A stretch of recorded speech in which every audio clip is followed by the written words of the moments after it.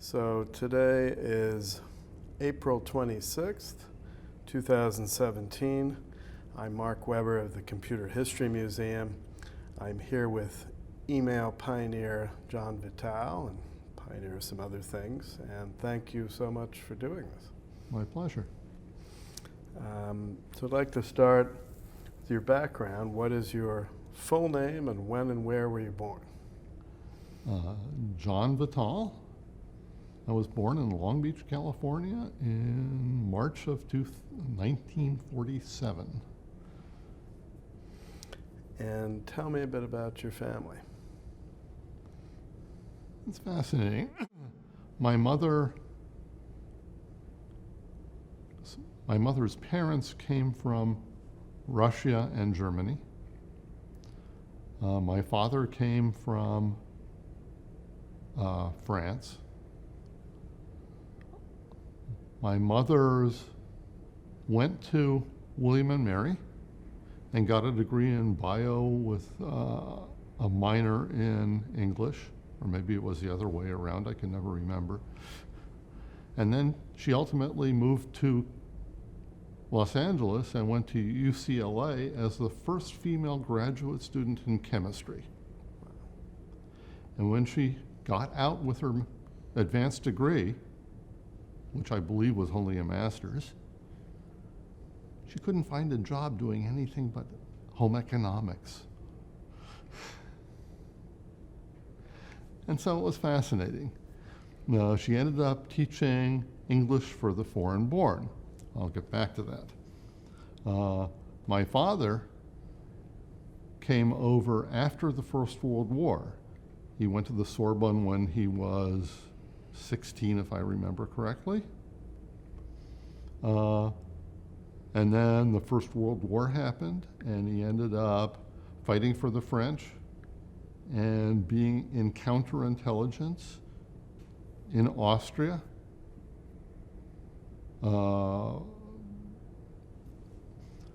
And fighting that battle. He went on and ended up, the French did not want to see him go after the war. But he had dual citizenship between France and Austria-Hungary, and now it was France and Yugoslavia. And so he came out through Yugoslavia and ended up in New York. He had the idea that even though he was trained as a cabinet maker and fine woodworker, that he would become a dentist. And his brother was living in Chicago. So he came through Ellis Island, and I actually found his records in Ellis Island, in the Ellis Island database. And the name is the same? It started out as Vittal. And he modified it. Well, it was Vittal in French and Vital in Slavic. And so it depended on which one he wanted to take at the time. He ended up in Chicago, went to dental school, and that lasted, I think, 3 days. Couldn't stand staring into people's mouths. He ended up taking a vacation to Southern California a few years later, and he still had the return ticket when he died.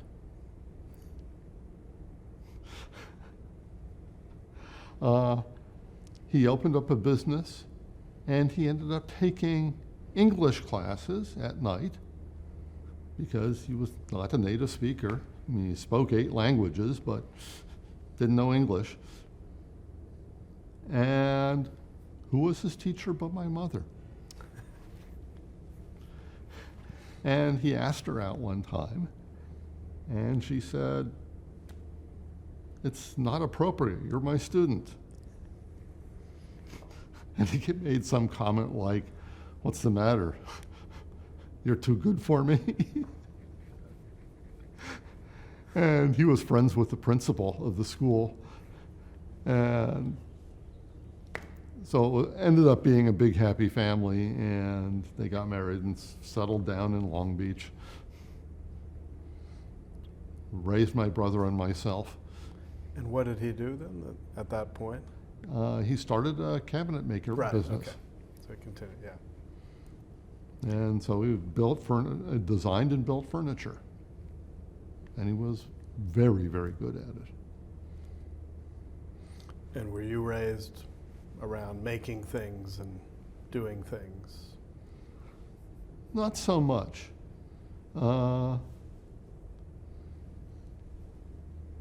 He went on, and since he had fought in World War I, when World War II happened, he decided that he should enlist. But given that he was born in 1896, it meant that he was close to 50, and so they did not want him. And so he drove from LA to Washington, D.C., and knocked on people's doors and proved to them that he knew something and that they could use him. And so he flew in World War II for the U.S., ended up mustering out as a bird colonel. What's that? A full colonel, not a lieutenant colonel.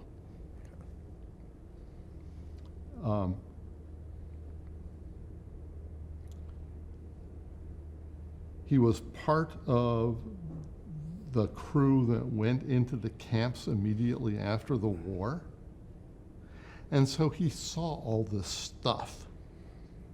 He knew hardship from the First World War when he went hungry and had to steal eggs to get some food to eat. He saw that effect in World War II and said, I don't want to raise my kids having any stigmas associated with them. And so he tried not to push us in any direction, both religious or educationally. We were young, we could do what we wanted to do. And so when I decided to become a mathematician, in effect, and went to college to do so, he said, fine. I'm in full support. And he never even taught us really how to use the machinery that he grew up using. But it's part of the blood, because you stand around and watch people, you learn what they do. And so I build things now. But, and your mother, with her technical background, was she wasn't pushing you towards science? They weren't pushing us anywhere. And I mean, so they didn't push religion, but was religion important to them? It wasn't that important. My grandfather, my mother's father, was Orthodox Jew. My father was probably Catholic, given where he came from. But he never really said what he really was and what his beliefs really were, because that would be influencing the kids. It was fascinating. But your mother was raised in an observant family then? And her father took me to shul on Saturdays, every now and then. And politics, was that important to you? Well, since he knew Eisenhower,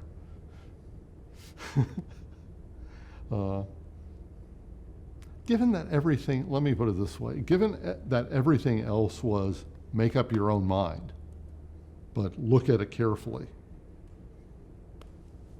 politics just followed that mold. But I mean, he had strong convictions to go back to the Second World, to want to serve, but more. Yes. Yeah.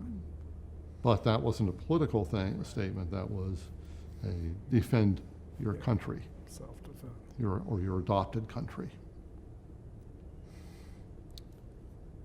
And so what, as a kid, talk about your, what subjects interested you? What did you like in school, dislike? I went to my 50th high school reunion a year and a half or so ago. And some of the my fellow students there said, you know, you were bright. Sometimes it came across that you knew more than the professor, the teacher. Don't know why, but it just came across that way, and that you were interested in everything. And that actually was one of the problems that I had in grad school, but we'll get there eventually. But any particular teachers that influenced you or as a kid? Well, I gravitated toward the sciences, math, definitely, not English. Chemistry, I was very interested in chemistry, not so much physics. What did you think you wanted to be when you grew up? My mother was a teacher. I figured I might be a teacher. I didn't know. Eventually, when I tried it, I discovered I was bad at teaching. And so. And electronics was not of any particular interest? It was interesting, but I didn't gravitate toward it because I don't know why, it just didn't. So how did you decide where to go to college then? Interesting story. My brother was at Stanford, but he ended up getting kicked out because he fired an air gun at a campus policeman. And he wasn't the most studious person in the world. But he got enough to get into Stanford. He had enough to get into Stanford, but not to stay there. He ended up getting his degree from Stanford, but after he went into the Army and came back.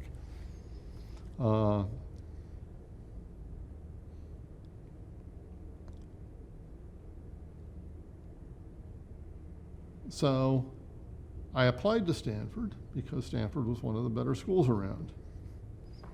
They said no. I applied to Reed and Berkeley, but my parents couldn't see me going there.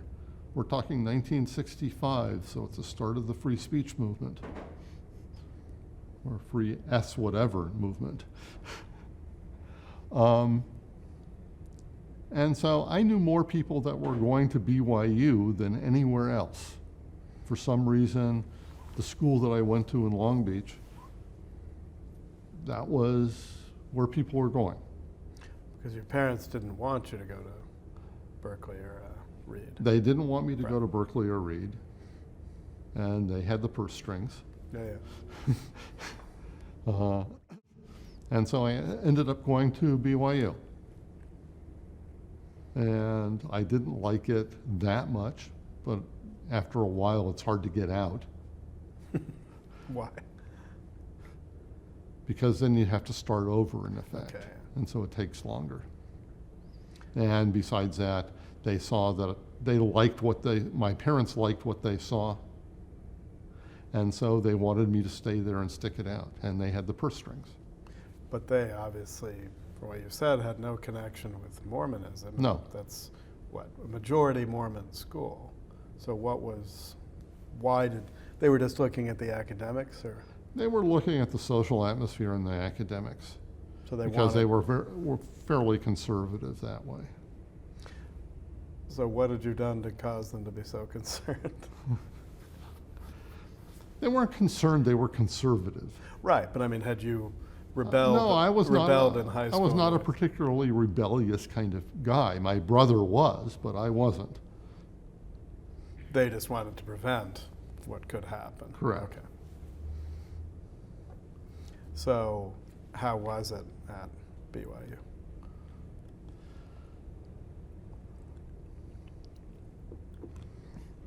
Let me say that the school likes to act in loco parentis.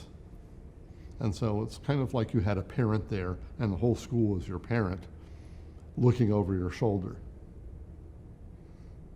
And so you couldn't do any of the things that kids wanted to do necessarily. And so that was a negative. The positive is that you got a decent education. They didn't teach you how to think like places like Stanford and Reed do, but they did teach you the basic stuff. And I didn't have to study. So that was another positive at some level, but it was a negative long term. Because when I finally got to graduate school a little while later, I didn't know how to study because it was suddenly hard. And so I had this learning experience that I had to go through. And which were the subjects that you gravitated toward as an undergrad? Math and computing, chemistry, hard sciences, statistics, all of that. I got a degree in math. And computer science. And they offered a computer science degree 3 weeks before I graduated. Right, and I had enough credits that they could give me a double major. Because that's right around the time the computer science programs are really getting off the ground. 1969 was the start. Yeah. Yes. But so how did you get into well, I assume it's in college, but what was your first exposure to computing? I took a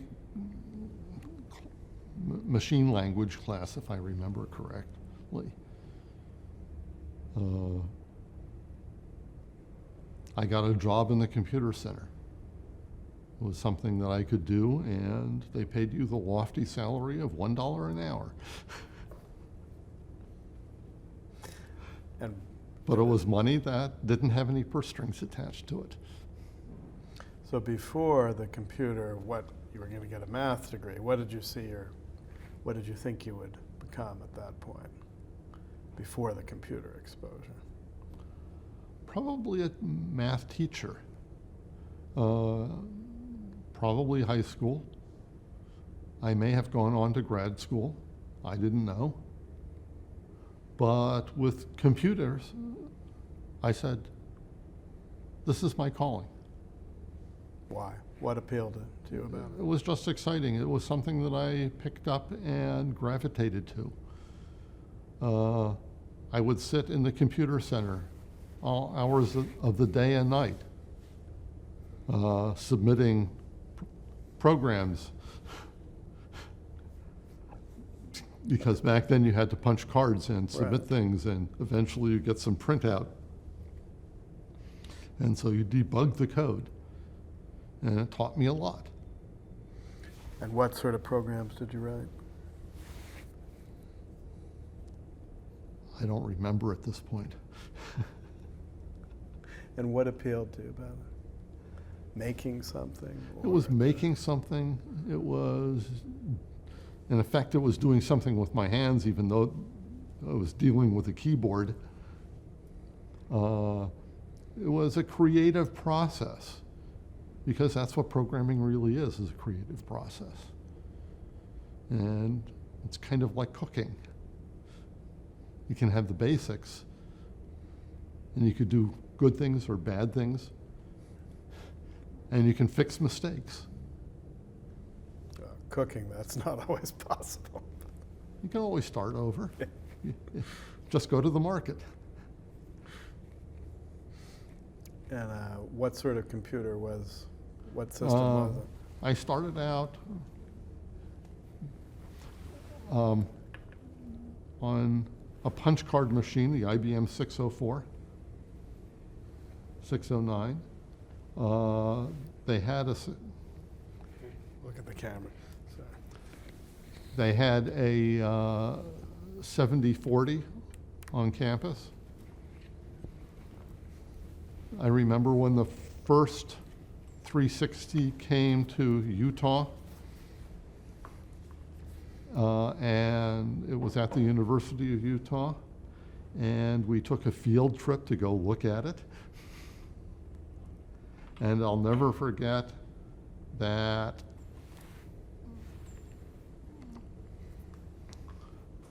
when they were showing it to us, you had these big cabinets, and this is the memory, and this is the CPU, and this is the disk drive, and this is the tapes. And you open up the cabinet, and they're mostly empty, except that we opened up the cabinet door of one of them, and there was this guy inside madly working a slide rule.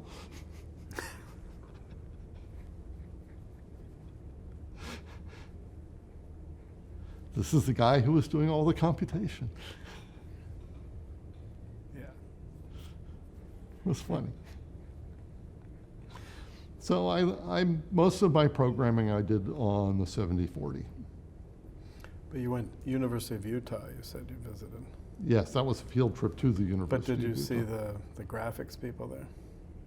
Not at that time. Right. That was 1968, 69, and that was a little early for the graphics people. I don't think the Sutherlands were doing it then. It's about the time Dave Evans started it. Right? Yeah. So you managed to get the computer science degree at the end.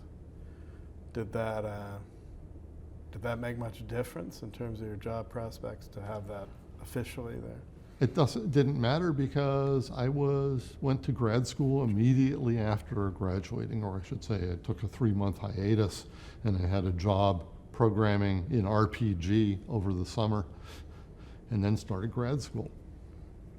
Yeah, you went to UC Irvine. Exactly. But I mean, having that computer degree, did it make any difference that it was officially a computer degree from Brigham Young? I don't think so.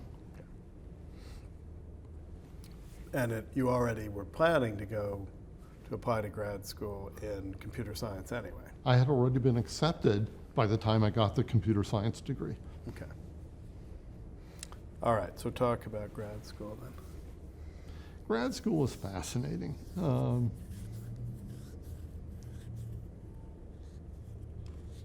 I went there because Julian Feldman and Fred Tong were there, who were two of the authors of papers in the book Computers and Thought. And so I thought I might do something with AI. Soon thereafter, Dave Farber came as a visiting professor.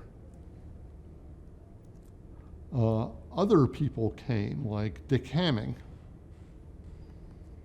And Dick was probably one of the more influential people in my lives at that point.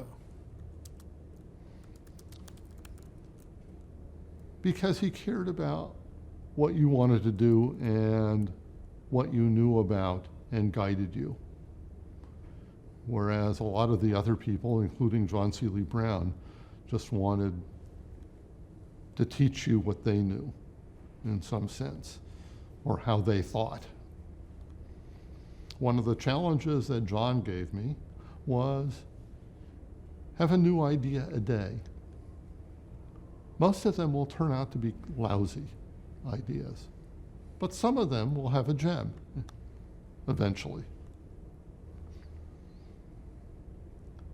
Interesting idea that I then followed through with by telling some of my staff ultimately to do the same sort of thing. And would you write them down? Did he suggest Didn't that? matter.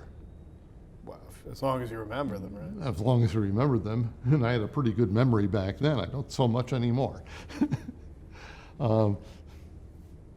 But because of that, and because I had all these ideas, there were other people that showed up. Rusty Bobrow was one, and Rusty was finishing his degree at MIT and ended up leaving Irvine because he never finished his degree while he was there, finished his thesis, and went back, and I ended up working with him when I was at BBN several years later.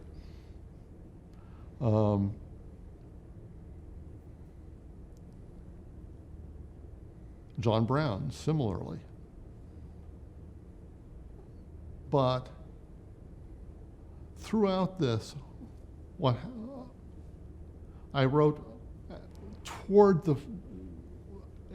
coming up with a topic for a dissertation, I wrote a lot of papers about some of these ideas. What these ideas would meaning? That I came up with. What? And let me give you some examples ultimately. What's fascinating is that I found some of these papers last week when I was going through my filing cabinets. One of them was on connecting Farber's distributed computing system network to the ARPA, to the ARPANET. One was on a structured object-oriented language.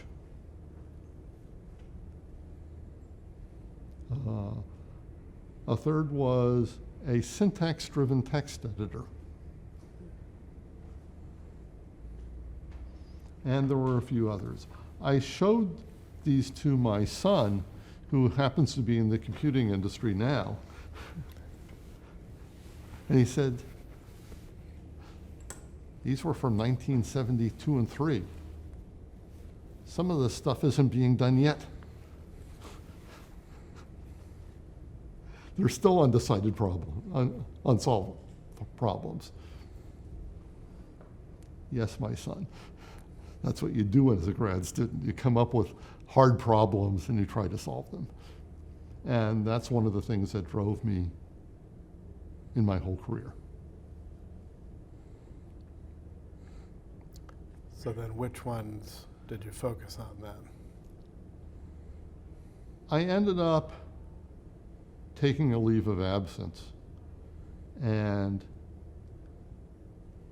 my advisor at the time was Martin Kay, and he was the chairman of the Department of Computer Science at Irvine, as well as associated with Information Sciences Institute in Marina del Rey.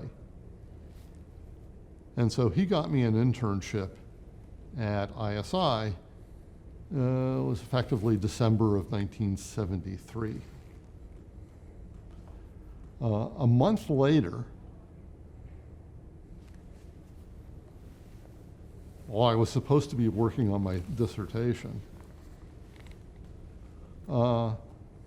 they said, well, we have this job that you have to do, that we'd like you to do, not that you had to do. And they told me about it. And I said, sure. So I became full-time employed. And I never went back and finished my dissertation. But there was another reason for that. The job was to get the Xerox graphics printer working on the PDP-10 at ISI. And it turned out that ARPA had one at their offices in Washington. And one of the things that this job did was let me fly back and forth to Washington to try to get it to work. Another side effect of this. But you already had one at ISI. Why did you need to? To transfer the software. Okay. Oh, okay. To so install you were testing it at ISI, but getting the one in Washington. Install the software on the XGP at the ARPA offices. And so I met a lot of the program managers. Because what year was that? This was 1973. No, So 1974, excuse me. So Larry Roberts had just left, right? Right. So it was Bob Kahn. Bob Kahn was there. Steve Walker was there. Steve Crocker had left or was about to leave. And Licklider came back there sometime in that period. Lick came back, but I don't remember when. Okay. I never met him. But one of the side effects of this job and meeting these guys is that I was getting a lot of email, because several years earlier, Ray Tomlinson, who ended up being a friend, had sent the first email in 1971. Well, And networked email, you mean? Networked email. You're right. I mean, seriously though, you had agree. probably used email for years on some sort of time sharing system. Yes. Stuff. I had And when used- did you first use email? Back in grad school, we had a Sigma 7, and it had rudimentary email and chat. It also had a PDP-10 running TOPS 10, but I don't remember it having email when I was there. Okay. But they were literally on different sides of the same floor in the computing center.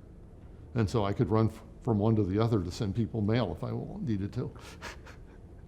It was kind of comical now that I think about it. Okay. So anyway, you were getting more email. I was getting, as many as 10 emails a day. And using send message was fine to send mail. But using RD, which Larry Roberts had developed to process my mail, was problematic, because you couldn't do anything with it. You couldn't file messages. You couldn't do any of the things that you normally do with email today. And that made me think that maybe something could happen.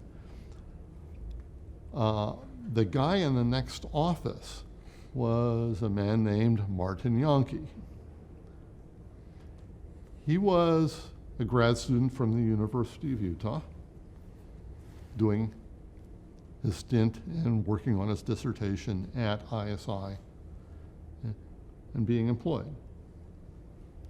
To get back to my dissertation topic, was very interesting, and why we were friends and talked a lot to each other. I was starting to focus on a syntax-driven editor for programming languages. He was working on the debugging environment for programming languages. Those were part of the same thing, part of debugging environments of today, in effect. Eventually, he went off to talk to his dissertation committee to get approval for his idea. And they said, no, we don't want you to work in the debugging environment. We want you to work in the editor. Or maybe it was the other way around. I don't remember now.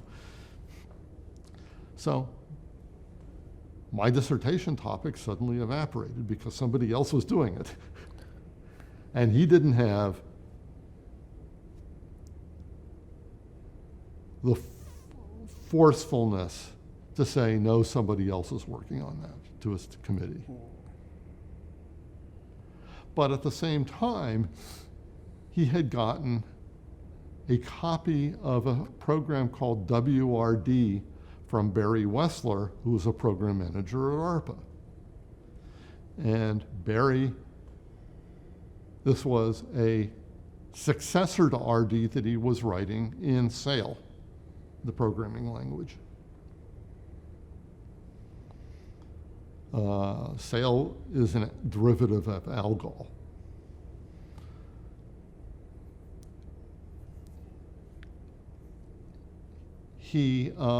And so Marty and I worked on WRD to get it working.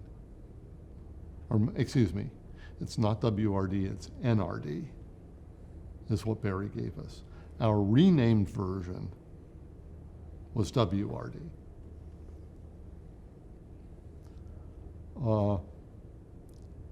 And Martin thought that it was probably a little too complicated, so he forked the development into a thing called Banana RD. And I said, this is too verbose and too insufficient for my needs. So I took another fork of the same code and created a program called MSG. But this is all on the side of This what is you're- all on the yeah. side. It was not supported or even known by the people at ISI.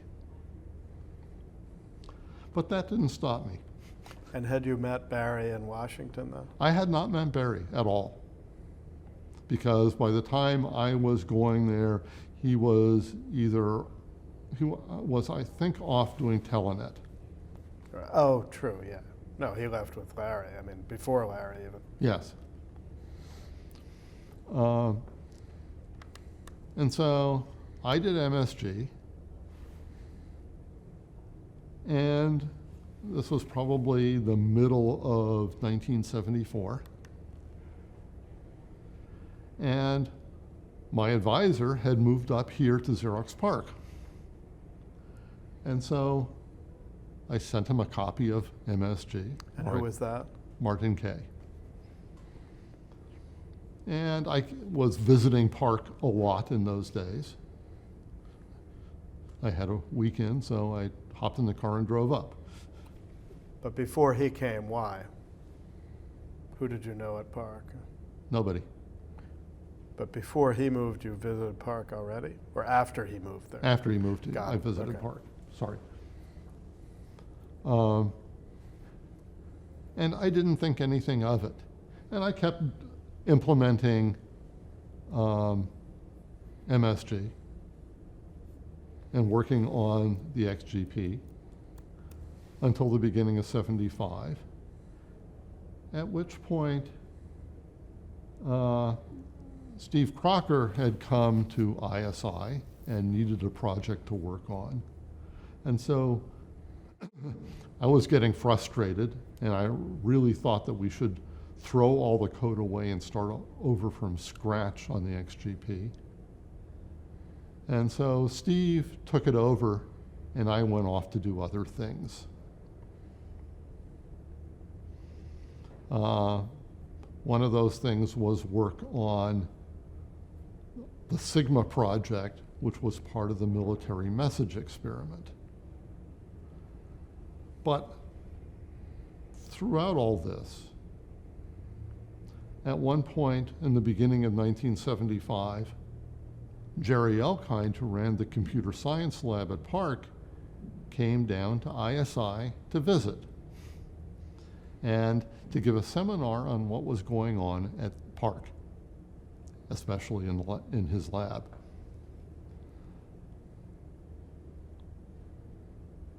And so he was talking along, and I went to the seminar. I got in late, and so I was standing in the back of the room. And Jerry said, toward the end,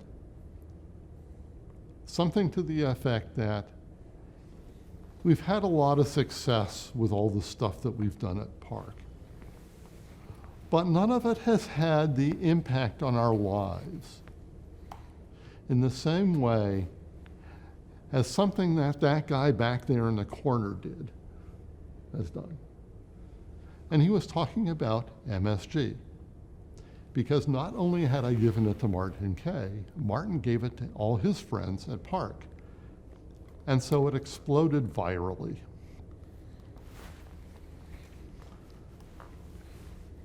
Within a half an hour of that seminar ending, I was part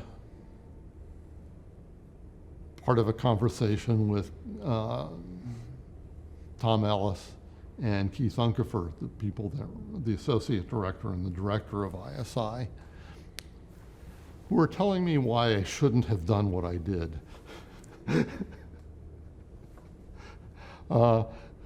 Especially since they had a contract to do message systems and were deeply involved. Well, because they didn't realize. Because they had no knowledge that I was actually working on this thing that had become popular.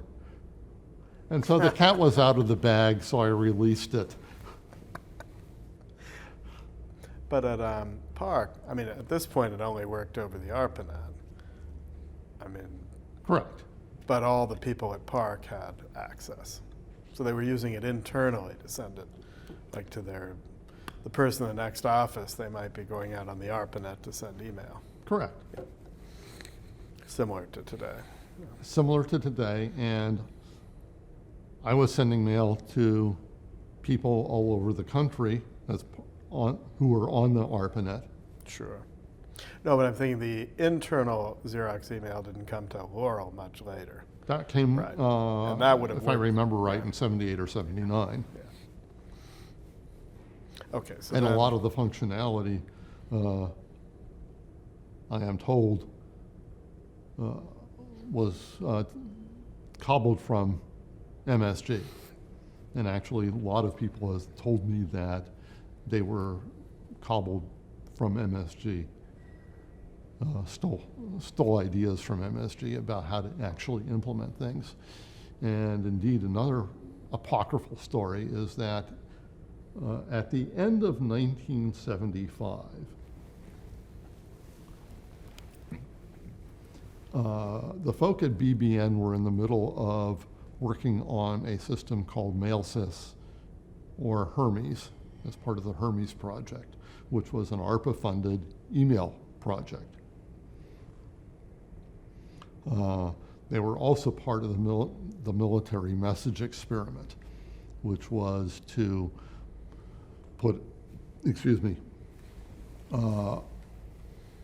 develop an email system for the Navy, specifically at Pac Fleet in Hawaii, to handle all their daily message traffic, which they were getting through Auditin and the other mechanisms. Anyway, Steve Walker, one of the people at BBN was Austin Henderson. Steve Walker had told Austin that he should talk to me to figure out how to do email right. And so he came to the Message Services Committee in December of '75, and we had chats, and I ultimately, within 4 months, had a job offer from BBN. The Message Services Committee? What was that? It was a committee that Steve Walker had formed to discuss issues around electronic mail. Compatibility and standardization. Compatibility, standardization, et cetera. And this was a discussion group online or what? It wasn't yet a discussion group online. We had periodic meetings, and one just happened to be at ISI, and I wasn't part of the management structure, and so I didn't get officially invited to it. I just went to it. And this was, but was that related to the contract you said ISI had to develop messaging? Only peripherally, but those were the people who were doing email officially at ISI, and so they were all part of the invitation group.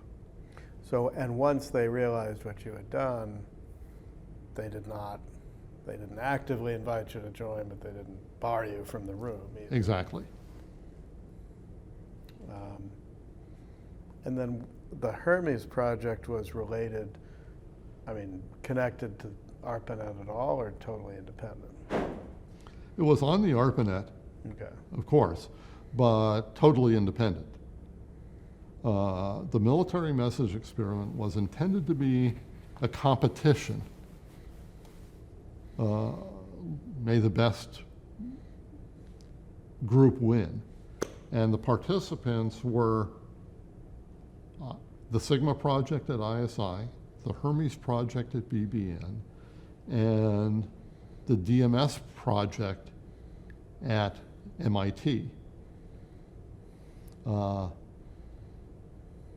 DMS project never officially got funding for the MME, but they participated anyway. They were invited to participate. The group that won was ISI because they had the best system and it was more architected toward the military than it was toward general email. Hermes. And this was quite different than what you had done. I mean, It was very different from what I had done. Hermes tried to treat email as a very robust system that you could configure to whatever way you wanted to. So it was more than it should have been, and therefore less than it needed to be. And so people, for the most part, didn't like it, so give including people at BBN. So give an example of the kind of feature that would be too much customization on it. How to edit your message, whether you treat the messages as a database or a repository, or just a linear set of emails that you separate off into different files. And you could choose. You could choose these mechanisms. Boy. And they didn't pick the defaults particularly correctly. The features of some of these systems, perhaps with the example of, sending a message, what would the steps be? Or let's say receiving and replying to a message. So start with MSG and, how, when you first worked on it, how was it different from what you're already using from Ray and Larry? So, what were the features that you added and what was your thinking about it? Well, when I got 10 or maybe 50 messages a day, which seems like a drop in the bucket compared to the volume, the spigot that we have today, I wanted a way to read the message, file it in a particular file that was appropriate for that message and who it came from. And what was it like? Maybe reply to it, forward the message to somebody else for whom it might be relevant, and so forth. And a lot of those functions, like filing and forward and reply, didn't exist in any system. So what you would have to manually do what then to do that? So to reply to a message, for example, you'd have to copy the original to get the effect that you do today, where it includes the text. And to start off, so the messages came in, but they're just one after the other. There's no nice list of them, right? Okay, messages were stored in a file in your account on the PDP-10. A program would have to read that and parse that file, which means understand where a message starts, where a message stops, and perhaps what some of the fields were in the headers. Who was to, who was carbon copied, what the subject was, what was the date, etc. And so once you had that, and WRD and NRD had those. So you would see a list with... You could see a list, and RD had that list. And it allowed you to select a message and type it out. Remember, that back then we didn't have graphic displays, we just had Sure, yeah. glass teletypes. Right, selecting it meant it would print out line by line. Line by line on the screen, stop at the bottom, Right. let you continue if it was longer than a page, etc. So to reply, you just have to create a new message And paste in. and copy the relevant parts of the text into it. That was very difficult. To forward a message, you'd have to do the same thing Why was it so difficult? because you didn't have editing capabilities per se on the terminal, on the system that you were dealing with. And the innovation that I guess I did, even though a lot of people were starting to think about it, because Hermes did it shortly thereafter, a little system called HG that Jim Calvin did at BBN, it happened shortly thereafter. The Unix systems at the time, it happened shortly thereafter.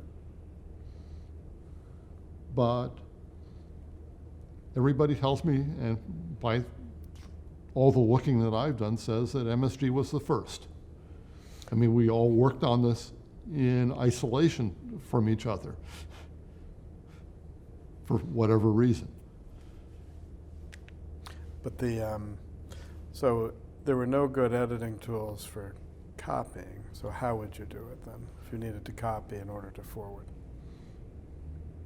What was the workaround? I don't for it? remember what the mechanism was at the But time. something unpleasant. It was something unpleasant.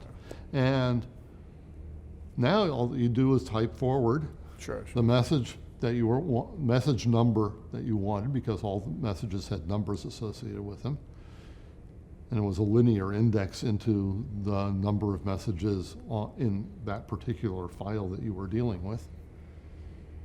And it would take the text of that message and put it into send message and let you type in the addresses and maybe change the subject and maybe add a couple lines of text at the front. And reply would automatically copy the body of what you were replying to, Exactly. which again was the same. It's the same mechanism. And then you could just send it. Yeah. What MSG did was it used send message, the thing that Tomlinson and Julie Sussman did way back when, as the mechanism to send email and to edit an email that you were creating. And then you talked about adding some way to categorize by mailbox or folder or whatever. That was the other part. RD had a way ultimately to take a message and put it into another file. Right. And all that it did was tack it at the bottom of that file and delete it from the one that you were in. So what were the features you added with MSG? The main innovations were forward and reply, Okay. which I called answer at the time. Okay. And it was a more integrated. It was completely integrated, all in one system. And I guess that was the first time that that had been done also. But there was no way to categorize or have multiple places to put the messages. I mean, they were just stored in one long list. Well, in RD essence. let you, if I remember Okay, correctly, sure. let you Shuffle them move a around. copy Got of a it. message to a certain place, to another file. But MSG let you copy a message so you could have a copy of the same message in multiple files. Like an alias type thing. Okay. Although you're literally copying it multiple times. Exactly. Okay. And then when you were talking about the committee, the group where you were meeting, comparing these different systems. So what, The Message Services Committee. right. Well, I mean, that's ISI for their particular contract, right? No, the Message Services Committee had people from all over the country.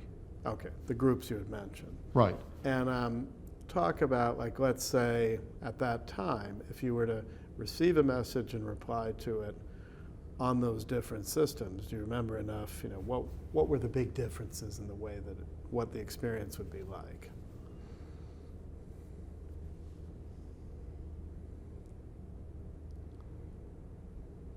That's a hard one to answer. MSG had was a very different system from typical systems on 10X, which was the operating system on the PDP-10s that we used. It used single character commands instead of being able to type the first several characters of a command and then an escape to fill out the rest of it.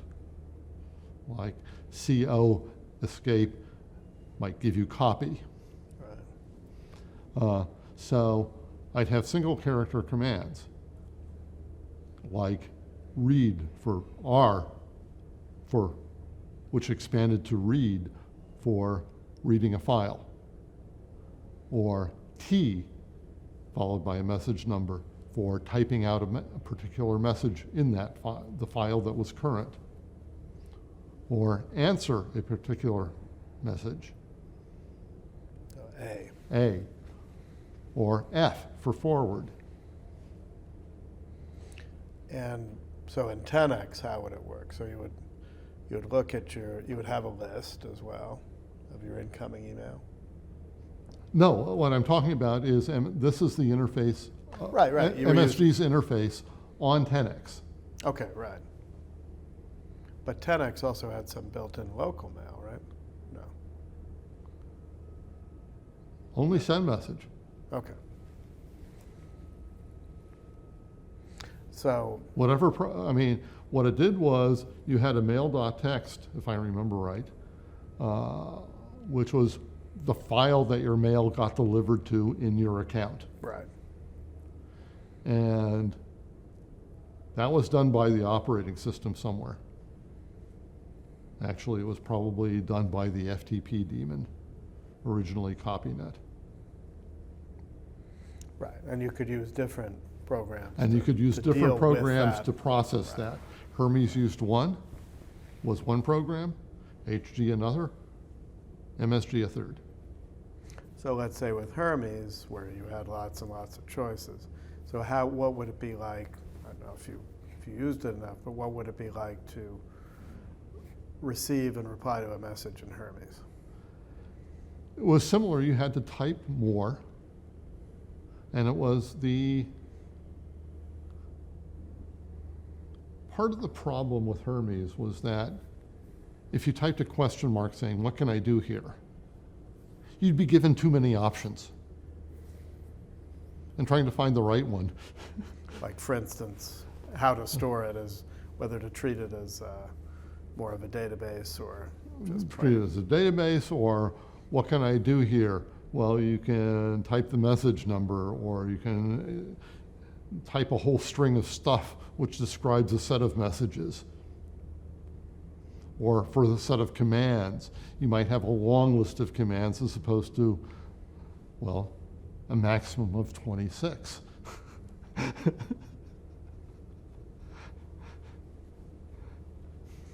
Which was part of the intent, which was why it had to be answer as opposed to reply, because R was already taken with read. So but you could forward or reply in Hermes, it would paste in the body. It would do the same thing. But They it had was their just- own editor. Okay. But it was just more steps. It did not use send message. It had its own protocol. It has its own internal mechanisms. And then what was the other one you said? HG? Yeah. So what would That was something that Jim Calvin did when he was a graduate student at Case Western, if I remember correctly. and he brought it to BBN with him. So what was that like to use if you used it? I'd never used it, to be honest. It was for Jim's own use. He never really distributed it.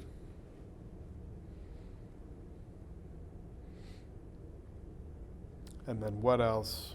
Well, not ever. What else was out there? There were a number of others. Well, every operating system had their own set of emails, and that brought its own set of problems because what you had to do was, what you needed was a standardization of the format for what emails would look like.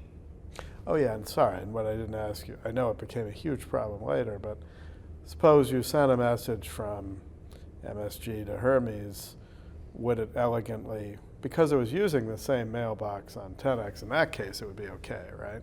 In that case, it's okay. Because but if you're sending to another operating system, that's when you got. Right. I mean, for example, the @ sign, this is one of the objections to using an @ sign by the community is that Multics, that was an end-of-line character. Yeah, I remember that.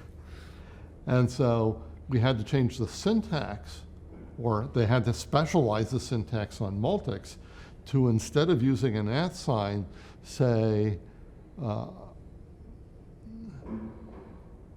person at BBN space AT space, as opposed to the @ sign.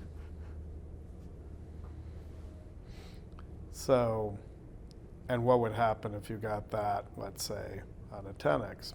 Someone did that. Oh, that's fine. Okay, it would automatically. Because what you needed was a standard, and we actually ultimately wrote that into the standard. To go back to the standards issue.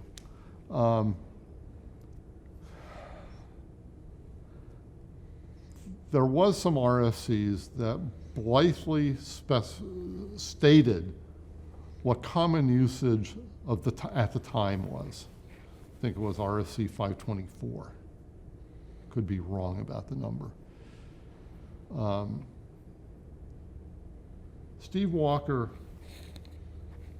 formed a committee named the Computer Aided Human Communications Committee, COCOM,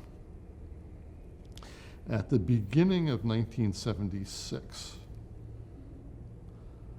It had 4 people on it. Dave Farber, who was running it, John Seeley Brown, Ken Pogren, who was part of the Multics implementation group, dealt with email and Multics, and me. And one of the tasks that he gave us was to develop standards for email. And so that committee formed a subcommittee to develop the email standards, which included Dave Crocker and Austin Henderson and Ken Pogren and myself. And the 4 of us started deliberating on standards, and we came up with RFC 724. I forget the actual date. And we termed it a proposed draft standard. And we followed that with RFC 733, which we called a standard, and we got approval from Steve to call it a standard. Because up until then, there were no standards in the ARPANET. There were just suggestions that you followed.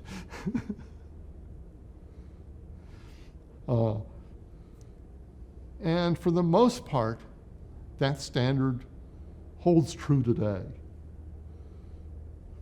So yes, there are a lot of things that have gotten added to it, but the structure of the fields like to and CC and BCC and addresses and the actual syntax that you can use for an address and so forth remain the same. There were minor differences added when we went to the internet in 1982. 3 was the changeover, yeah. 3 was the turnover, but the standard was done in 82.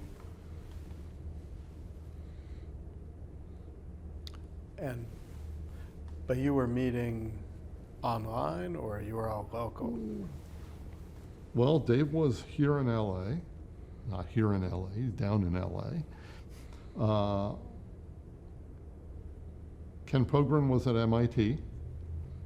Austin Henderson was at BBN. And I was first at ISI and then mid-1976 at BBN. So you're mostly doing it through email then? We were doing all of it Yeah. through email. Yeah. We'd met,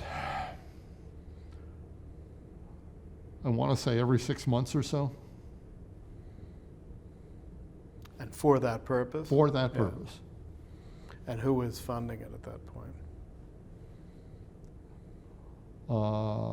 Well, Austin and I were being funded through the Hermes Project, so ARPA.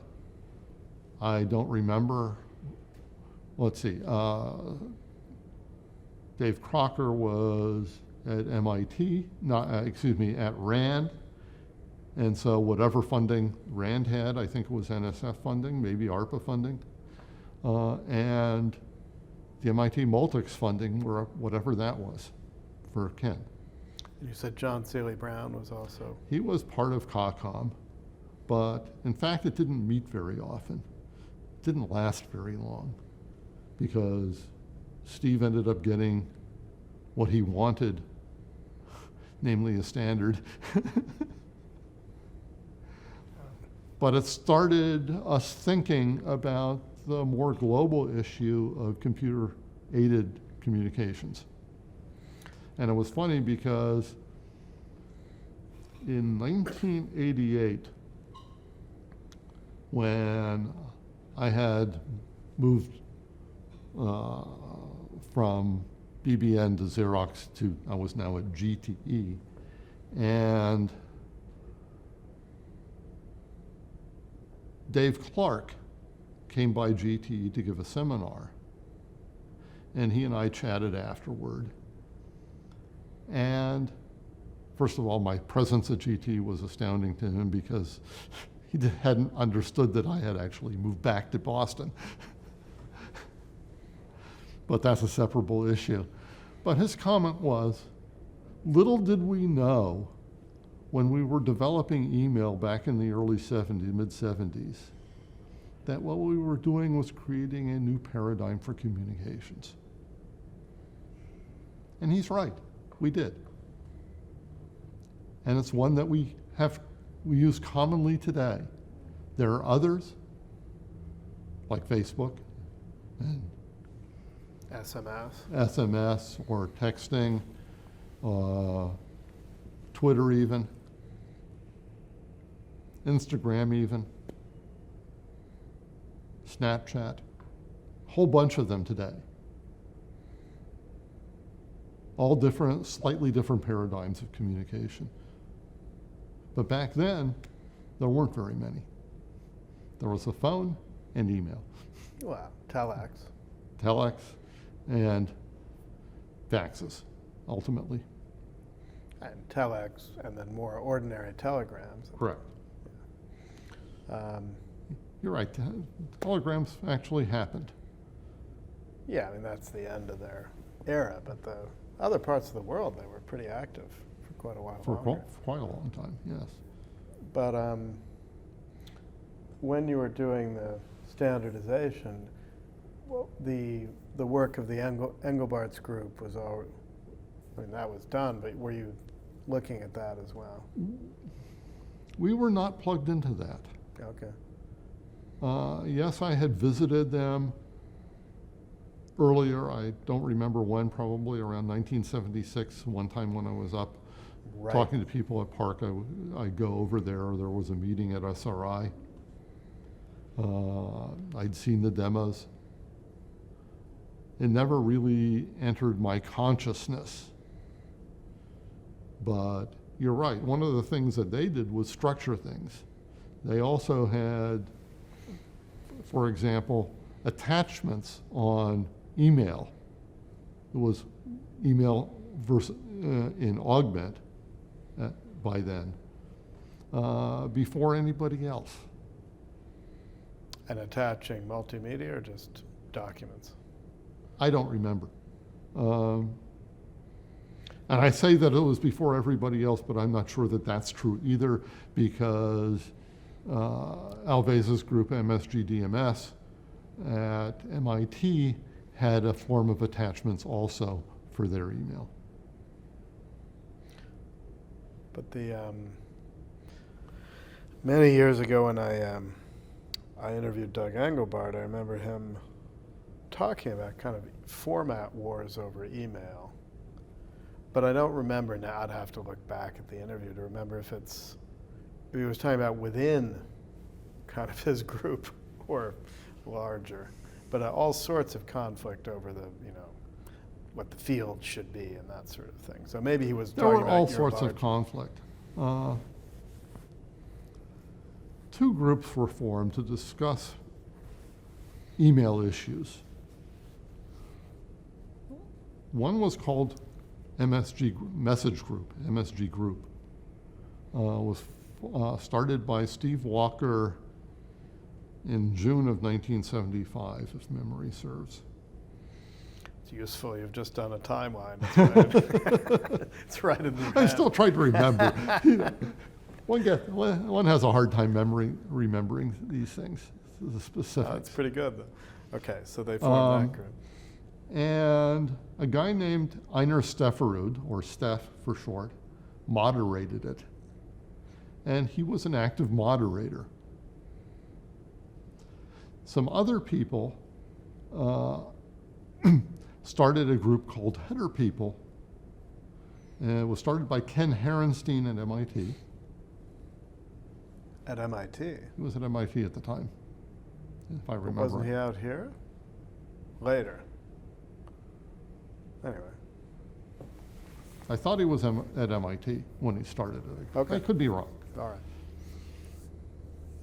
right.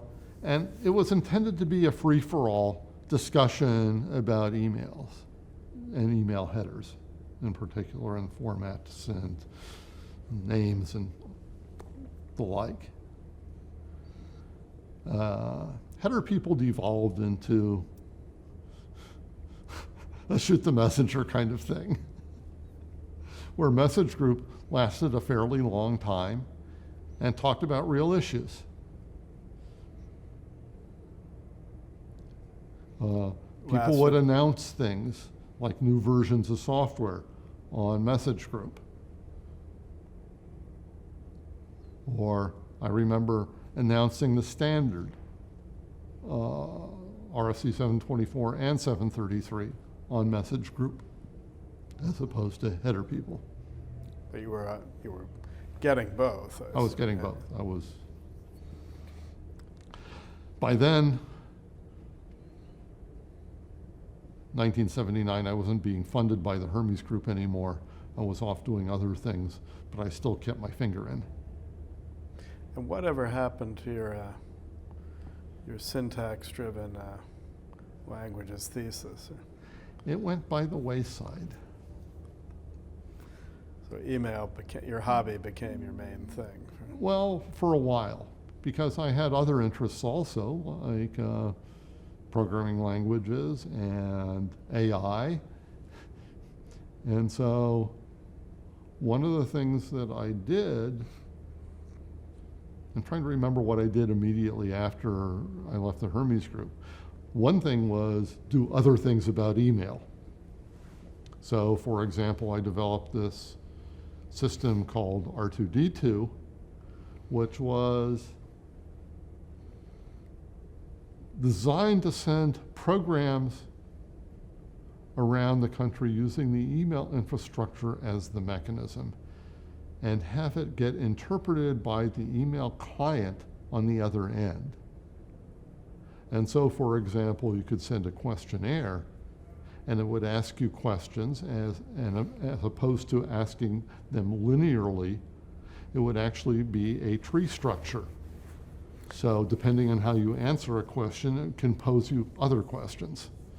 And that would be in the local program center. And it would be a program that was running inside the email system at the remote site. In the client end. In the client of the recipient. Right. So And really, it would form up email and send it back to you with the answer. So sort of applet type stuff. It was sort of an applet, sort of like JavaScript, and that mechanism. And it's similar in style mechanisms that JavaScript used, and that General Magic used when they did their thing. Right, telescript. Telescript. Yeah. And then you might not know the Austrian MUPID system did something like that in the mid-'80s. Did not know. Yeah. But, and SMS Toolkit does something like that today. Okay, so but that never developed beyond. We tried to get funding for it. It was a time when Steve Walker was on his way out from ARPA, and the military message experiment was in high gear, and so he didn't have any extra funding, and so he never could get it funded. But you were looking to get it funded as what, an ARPA type thing? An ARPA program. You didn't think of commercializing? No, we didn't think about commercialization in those days. We were part of research. Research doesn't talk to commercial. I mean, BBN is sort of halfway. But yeah. BBN tried to commercialize things sometimes. Yeah. They never really succeeded, for the most part. The people on the commercial side would probably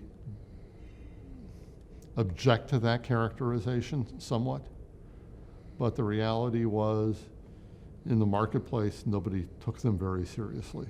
Yeah, no, I'm thinking like the C30, which paved the way for Cisco. Yes. Yeah. I mean, they did sell some imps to banks in Europe and stuff. But,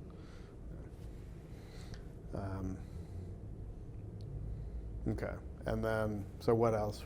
You were talking about related projects from email. So I thought at that point I started thinking about going back to grad school to finish up my degree, but my thought process said that I was fully employed. I had no prospects for anything but full employment. I was doing interesting things, and I had a full salary. And if I went to grad school, how long would it take me to make up the difference? And would it really buy me anything career-wise? And so I made the perhaps wrong decision to not go back and finish my degree. And you were married by that point? No, I did not get married until 1987. Okay, so you weren't. I wasn't encumbered. You could have gone to grad school. Yes. We're talking about 1978-9 issue, roughly. Yeah, right. But at that point, I started getting into AI again. And Ron Brackman and the KL1 group at BBN was all into knowledge representation languages. And that group included Bill Woods and Candy Seidner and others. And Candy and I were talking at one point with a guy named Dick Pugh, who ran the psychology group at BBN. And talking about how people learn systems. And we thought about, it was an interest of mine, how do you learn how to do things? How do you take a system and understand what's different from what you have now versus what you were using before? And whether that's a new version of, for example, Microsoft Word versus the one that you had been using, or an operating system OS 10 versus OS 9, or whatever. Yeah, but like what I was asking you earlier, the difference between using different email programs. Exactly. And we came up with the idea of taking a knowledge representation of the two systems and smashing them together to understand the differences, and taking your mental model of a system, which might be different from the actual system, and finding out how all those three mesh together and use the differences to train you, to guide you into understanding the new system. But how would you elicit the mental model? That was one of the issues. And we never did resolve that. It was something that, again, we wrote a paper about the idea. We tried to get ARPA funding for it, and we hit a dead wall. And so we dropped it. And so instead, I went off and started working on a project to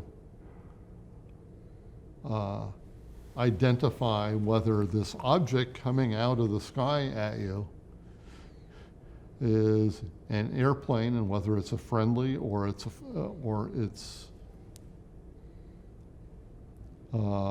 foe, or it's an independent, neutral. The formal terminology is friend, foe, or neutral, and identification. So it's a four-letter acronym, IFFN, identify, friend, foe, or neutral. And we did it for the Navy. But this is what, visually recognizing? Or No, it was by program, taking radar or sonar images. Right, so take image recognition and something. So it's partly image recognition. But when you have a plane coming at you and it looks kind of like a 777, but really it's an Airbus. Or maybe it's a C-30 that's made to look like an Airbus with the radar signature similar to the 777. How do you identify those? And without, because the transponder that they use might be spoofing something. And so we actually got funding from the Navy to do some of this work. And going back to Rusty Bobrow, who I had as a professor in my second year of grad school, I was working with him at BBN on this stuff. So this is more pattern recognition? Or? It's pattern recognition, deep AI. And about that time, meaning the beginning of 1982, I met a lady in Los Angeles and decided I didn't want to have a commuting relationship.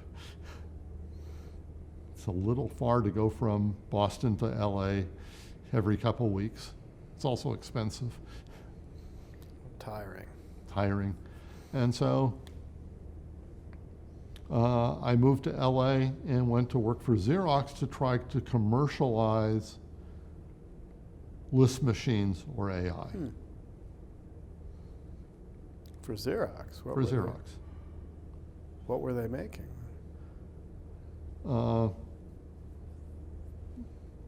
Well, one of the things that happened is that on the Alto, Warren Titleman developed a thing called DLisp, which was a graphical interface to Interlisp.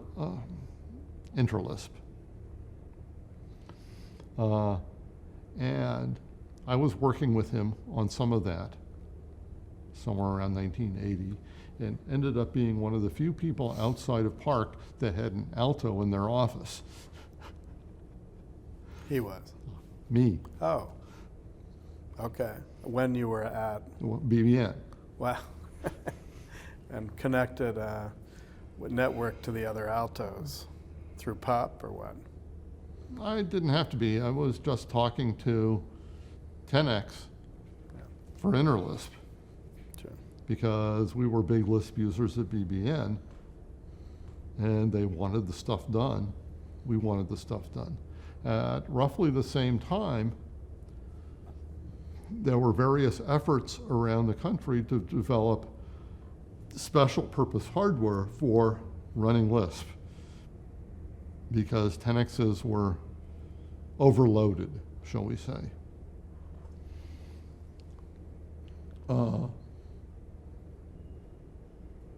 I forget what the name of it was, but there was an effort at BBN to do that.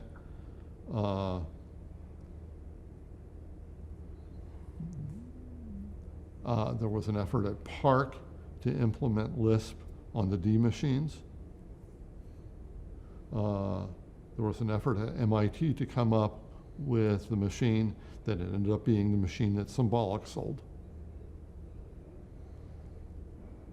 And there were one or two others in there. And so that was a progenitor of the Lisp machine business, and I went to Xerox to help them commercialize that and get it going. And I learned a lot, shall we say. But this was which, so the Xerox office was where in the LA area? The Lisp machine effort was being run partly out of Park here in Palo Alto, and partly out of Xerox Information Systems in Pasadena. So, going back to email a little bit, so during most of your efforts were in the ARPA community and research community. Correct. The people you're working with and the systems you knew. How much were you aware of what was going on in the commercial networks? I mean, CompuServe had some, before their CompuServe information systems, I believe they had email of some sort for the corporate customers. Certainly TimeNet did. They did. I was not particularly aware of those efforts. I became aware of the commercialization because BBN wanted to commercialize email, and there was an effort in a division that was run by either Bob Bressler or Dave Walden to do so. And they wanted my comments, but I was busy doing research, and so I decided not to move over. Around what year? 1981, 81. And I got, every now and then I would get a phone call from somebody in the military who was leaving and wanted to start a business. And one of them asked me if I wanted to be part of a startup doing email.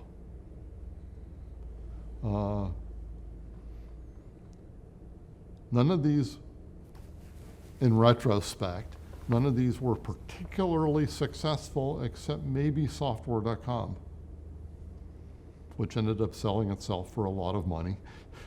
And I know some of the people involved, and they made out like bandits. And they had email. They provided a lot of the email infrastructure for a lot of commercial ISPs at some point. And then also I guess it's a little later, email started up on LANs for office stuff. That's early 80s that was beginning, right? Well, Xerox had Laurel, Right. which was late 70s, 78 if I remember right, or somewhere around there, which used Grapevine as the validation infrastructure and distribution infrastructure.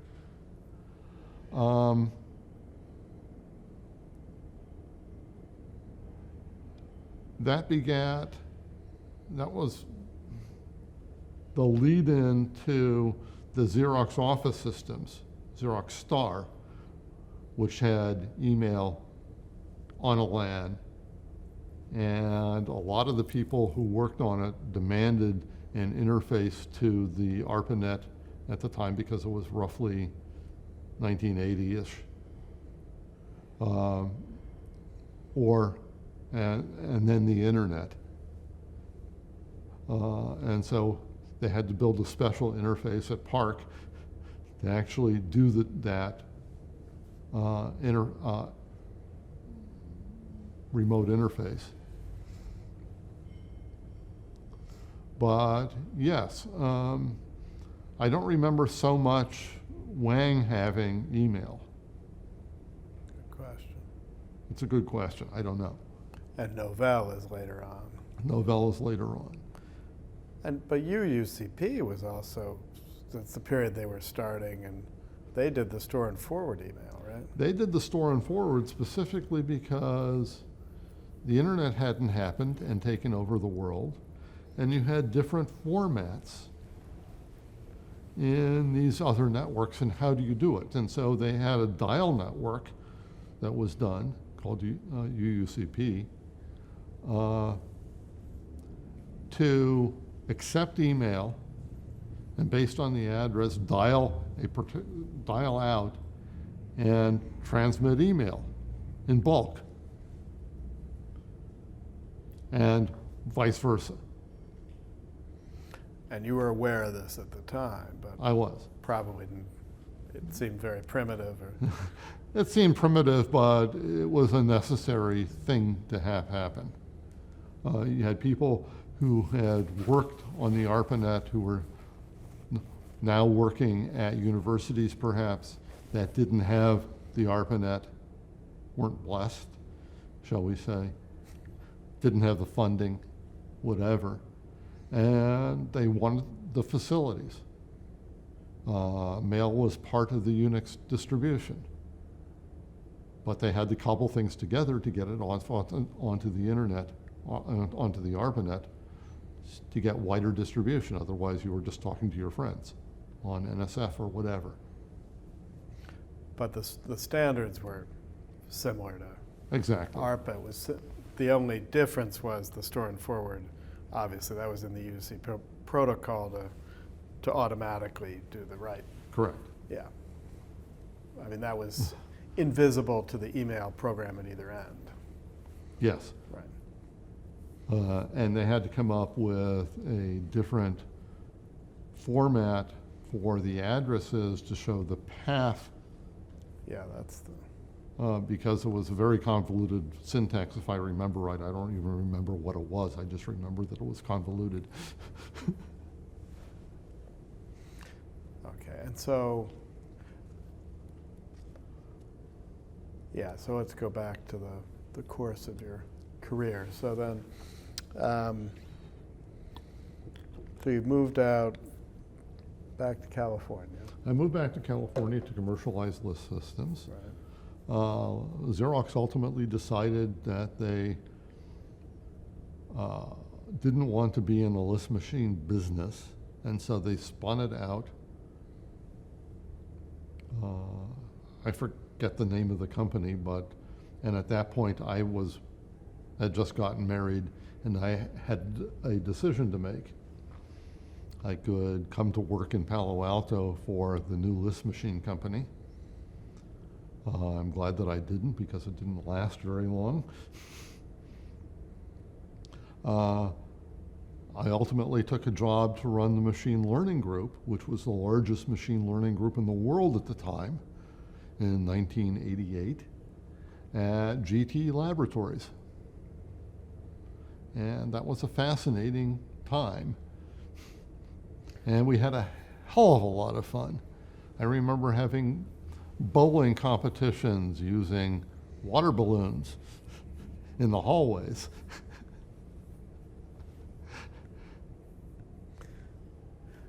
But you were quite a few years at Xerox then, right? I was at Xerox for 6 years, Okay. roughly 6 years.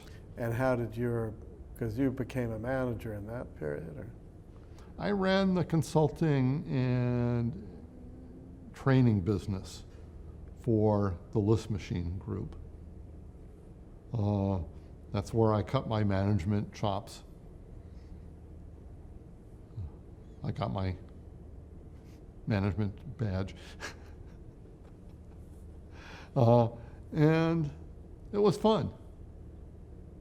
Got to travel all around.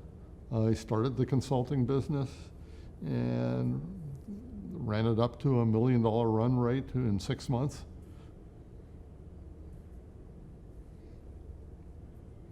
Hired the appropriate people. It was a good thing. Then I got married and left. Wow, and Xerox pulled out of that. And Xerox was pulling out of the business anyway. And your wife did something in computing, or? Actually, no. She's trained as a chemical engineer. And she was at 3M. And she had actually come to Xerox to take a class from one of my staff. And her boss had asked her to take me out to lunch. And as the saying goes, lunch turned into dinner, turned into a lifetime.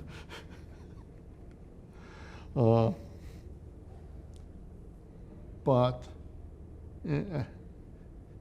at her goodbye party, her boss at 3M said, "Well, I'm responsible for bringing Alicia into this group. I'm responsible for her leaving."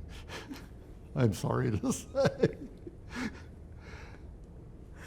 But she didn't want to move to Palo Alto. Well, she didn't know what she wanted to do. She was looking for, we were looking for a job in the same place. She had been working on scaling up the chemical process to make the adhesive for Post-it notes. And then by the time she met me, she was working in List because they were doing some work in what in effect became made-to-fit Levi's. And so she has, her name's on the patent. But there's no connection with the adhesive for Post-it notes. There's no connection there. So she had started going into this AI stuff and programming and whatever. Which is why she was in Pasadena taking a class from my staff, and how I met her. And so we ultimately decided that we wanted to get married. Then we had to decide where we were going to live, because she was still in St. Paul at 3M. Oh, right. Should come out just for the training. She had just come out for the training class. And so she wanted to stay there until she got the patent, which happened. In the interim, we got married. And so we had this commuting relationship and commuting marriage. And it was starting to wear on both of us. And ultimately we said we should find a place to live. And at around then was February, March that I started interviewing, and decided to go to GTE and run the machine learning group. And that was based where? Waltham, Massachusetts, Boston. And this is, GTE had bought Telenet before that, right? They had bought Telenet, But I assume it sunk without a trace inside. It sunk without a trace somehow, and at least I was never involved. But did you know of it? Yes. Yeah. But I guess all the people you knew from ARPA had left when it was bought by GTE. So you don't really know what happened to it within GTE. No. Okay. So talk about the machine learning group then. So it was 10 or 12 people doing fundamental research in machine learning. And one of the things that we did was figure out how to automate or reduce the amount of breakage at a lighting plant, because GT also owned Sylvania at the time, which made light bulbs. And specifically, in this case, fluorescent tubes. And we went up several times to the lighting plant and realized that this was a Rube Goldberg kind of device. So we realized that whatever AI and machine learning could do for the lighting plant was second or third order. There was so much that they could do just by doing intelligent things at the plant themselves that we bowed out. Similarly, we had an effort to look at telephone calls on the cellular network to figure out whether they were drop calls or something else. And we could look, we had call records that we weren't supposed to have and all sorts of other things. Never forgets going through the list once and seeing some calls in rapid order. A 30-second call to Columbia from Houston. A 25-second call 2 minutes later from Houston to Columbia. We were at 3 in the morning. We were wondering if these were drug calls, and so we were just very curious about it, but we couldn't do anything. Like, call one of the numbers and ask them what they were up to. You could imagine doing that, and imagine the trouble you'd get into if you did. So we didn't do any of that. So ultimately, and that was probably around 1995, that the internet started to happen commercially and for real. The web. The web. And I was one of the people that knew something about that, since I had worked in networking back at Irvine and had kept track, and at BBN at some level, because I was peripherally involved. And I was working, I was Mr. Email, or whatever you want to call it, at one point. And so I knew a lot about that, and I knew the players. And so I got tasked to, in effect, transition from machine learning to something else. And so I want to call it advanced applications.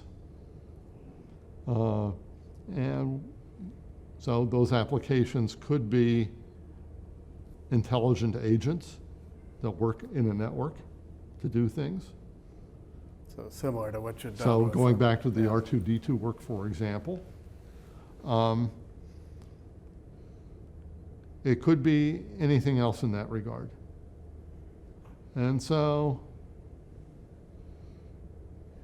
we called it the Special Information Systems Group. And that's what it was. I was the software side. And sadly, we had to let go of a lot of the machine learning people who were very good. But some of them transitioned over into the new realm. Some of them didn't. That's what happens, I guess. I don't like it, but that's what happens. And that went on until GTE and Bell Atlantic merged to form Verizon.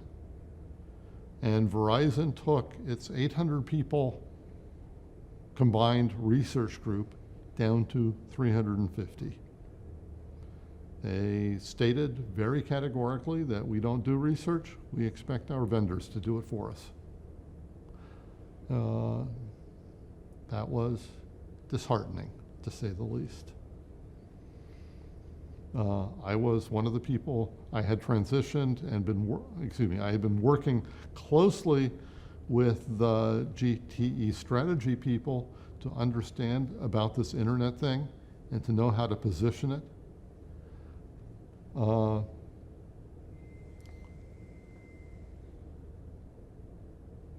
I didn't know where to go with that. You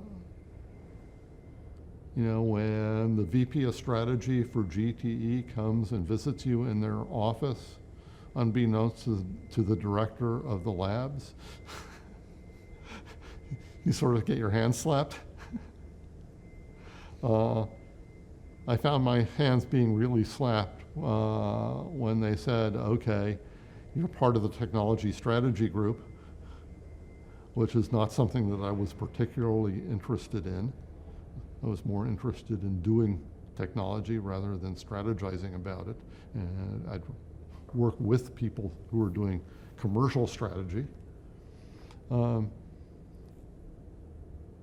so I got laid off.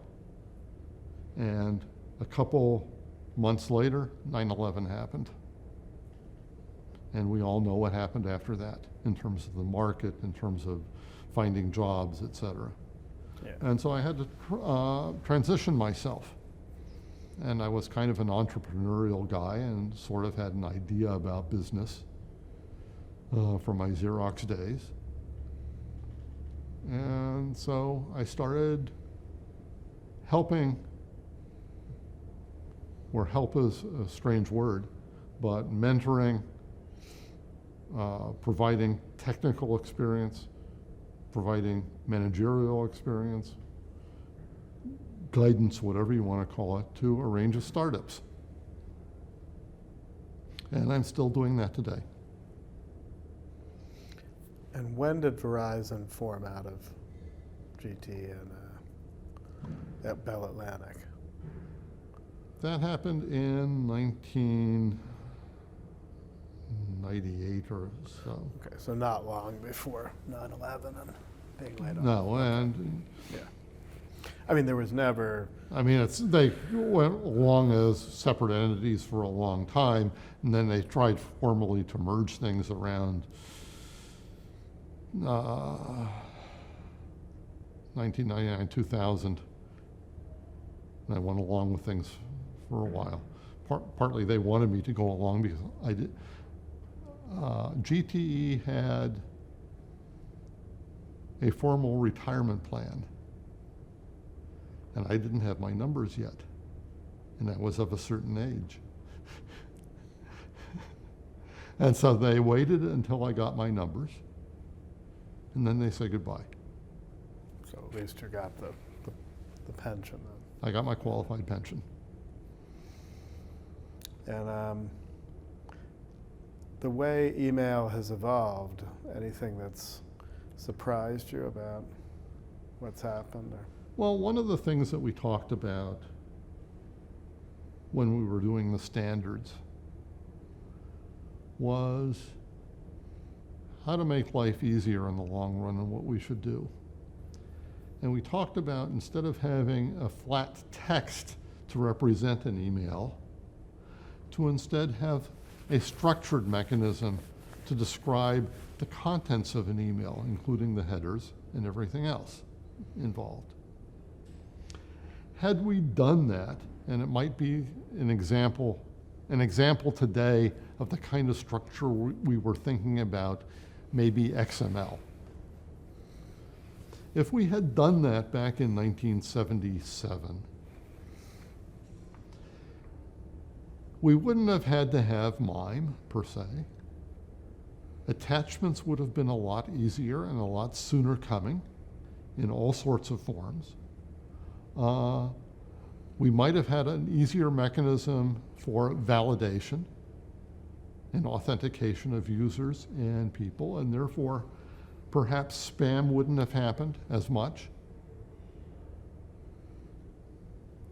or any of the other things that you see that you think are wrong with email. But they had their startings back in the open